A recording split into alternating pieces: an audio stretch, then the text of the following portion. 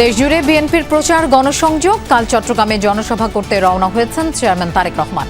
ঢাকায় ফেসবুক, ইউটিউবের অফিস আনার প্রত্যাশা। প্রাইমারি শিক্ষক উনি কিন্তু একটা বাচ্চাকে দুনিয়া শেখায়, দুনিয়া চেনায়, জানায়। কাজে উনি যখন তাকে জিনিসগুলো শেখাবেন, মূল্যবোধগুলো শেখাবে, ওটা কিন্তু যখন বাচ্চাটার মনে, ব্রেইনে সব জায়গায় গেঁথে যাবে। এবং এভাবে আস্তে আস্তে আমাদেরকে পরিবর্তন করতে হবে।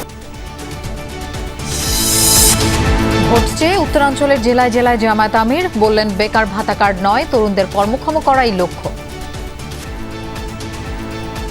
আমরা বেকার ভাতা দিয়ে বেকারের ফ্যাক্টরি বাংলাদেশকে বানাতে চাই না।